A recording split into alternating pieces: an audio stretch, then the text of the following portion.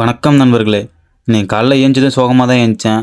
ஏன்னா நான் ஆசையாக வச்ச மரக்கன்று எல்லாமே சாகிற நிலைமைக்கு வந்துருச்சு. இதுக்கு மேலே சும்மா இருந்தால் வேலைக்கு ஆகாதுன்னு சொல்லிட்டு காலைல ஏஞ்சதும் அண்ணன் களத்தில் இறங்கிட்டேன். எல்லா கண்ணுக்கும் ரெண்டு ரெண்டு கூட தண்ணி மண்டு ஊற்றியாச்சு. தண்ணி மண்டு ஊற்றிட்டு வந்து உக்காந்தேன். உடனே நம்ம நண்பர் கால் பண்ணி பைக்கில் பெட்ரோல் இல்லை, உடனே பெட்ரோல் வாங்கிட்டு வாங்க அப்படின்னாங்க. சரின்னு உடனே பெட்ரோல் வாங்கிட்டு வந்தால் அதுக்கப்புறம் தான் எனக்கு காலேஜ்னு ஞாபகம் வருது. அதுக்கப்புறம் வந்து உடனே அன்றைக்கி துவச்சி போட்ட ட்ரெஸ்லாம் எடுத்து வச்சுட்டு குளிச்சுட்டு சாப்பிட்டு காலேஜ் கிளம்பியாச்சு. அங்கே போனால் நம்ம ஜெகன் ப்ரோ கேமிங்க்கு இன்றைக்கி பிறந்த நாள். அதுக்காக ட்ரீட்டு கேட்டேன். வைக்கிறேன் அப்படின்னாரு. என்ன ட்ரீட் வச்சாரு அப்படிங்கிறத கொஞ்சம் மெதுவாக பாருங்கள். இந்தாங்க இப்போதைக்கு பிஸ்கெட் சாப்பிடுங்க அப்படின்னு எல்லாத்துக்கும் பிஸ்கெட் கொடுத்தாரு. பிஸ்கெட் கொடுத்தோன்னே மூஞ்சில் சிரிப்பை பார்த்தீங்களா? இராணுவ படை தலைவரையும் இழந்த படை நம்பரையும் பார்த்தீங்களா? ஜாலியாக உட்காந்து கேம் விளையாடிட்டு இருக்காங்க.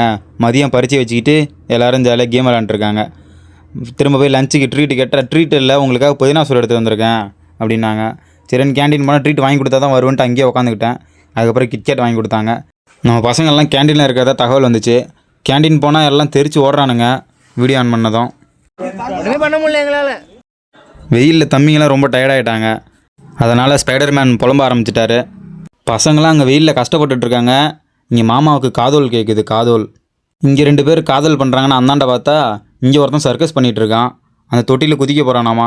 அவனை யாரும் கண்டுக்கவே இல்லை, ஆனாலும் அவன் நின்று ஷோ பண்ணிகிட்ருக்கான். திரும்ப காலேஜ் முடிச்சுட்டு வீட்டுக்கு போகும்போது நம்ம ப்ரோ சென்னையிலேருந்து வந்திருக்காரு. அவரை பிக்கப் பண்ணிட்டு வீட்டுக்கு போனோம். அங்கே போனால் ப்ரோ நீ புதுசாக வீட்டுக்கு வந்திருக்க, உனக்கு கன்ஃபார்ம் சிக்கன் ரைஸ் வாங்கி தருவதான்னு அடம் பிடிச்சாரு. அப்படியெல்லாம் அடம் பிடிக்கல, வேணுமான்னு கேட்டார். உடனே வெக்கத்தை விட்டு வேணும்ன்ட்டேன். முடிச்சதுக்கப்புறம் அருமையான ஒரு காப்பி கூட சேர்ந்து பிஸ்கெட் சாப்பிட்டு திரும்ப ப்ரோவை கொண்டாந்து பஸ் ஏற்றோட வந்தாச்சு. பஸ் ஸ்டாண்ட் வந்ததும் ப்ரோவை பிரிய போகிறேன்னு ஒரே மனசு கஷ்டம். அந்த கஷ்டத்தோட பஸ் ஏற்றிவிட்டு வீட்டுக்கு வந்தால் வண்டி ரொம்ப அழுக்காக இருந்துச்சு. சரி நம்ம எப்பவுமே துணி வச்சு மட்டும் தான் துடைக்கிறோம், நீ ரொம்ப தண்ணி ஊற்றி கழுவிடலான்னு சொல்லிட்டு கழுவுனேன். நான் கழுவுனா மட்டும்தான் அப்படி நடக்கும் போல். அதுக்கப்புறம் கழுவுனதுக்கப்புறம் அம்மா வந்து சிலிண்டர் எடுத்துகிட்டு வரணும், சிலிண்டர் தட்டுப்படி ஆகிடுச்சு, இப்போ உடனே வாங்கிட்டு வாங்க அப்படின்னாங்க. சரி அப்படின்னு நம்ம சின்ன காடை எடுத்துகிட்டு கிளம்பிட்டேன். சிலிண்டர் வேறு ஆக போகுதுன்னு சொன்னதும் நான் வேறு கிடுகிடுன்னு போனேன். அங்கே போனால் தான் தெரிஞ்சு மிகப்பெரிய ட்விஸ்ட்டு எனக்குன்னே காத்துட்ருக்குன்னு. தம்பி நீ என்ன இப்போ இவ்வளோ லேட்டாக வர, சிலிண்டரில் மதியமாக காலி ஆகிடுச்சு, இனிமேல் 4 நாள் கழிச்சு வா போ அப்படின்ட்டாங்க. அண்ணனுக்கு மிகப்பெரிய பல்பு. வெற்றியுடன் திரும்புகிறேன்னு பில்டப்லாம் கொடுத்துட்டு போனேன். போனதை எங்கள் அம்மா என்னை அசிங்கப்படுத்திட்டாங்க. அதுக்கப்புறம் நாளைக்கு கோயிலுக்கு போகணும் அப்படின்னாங்க.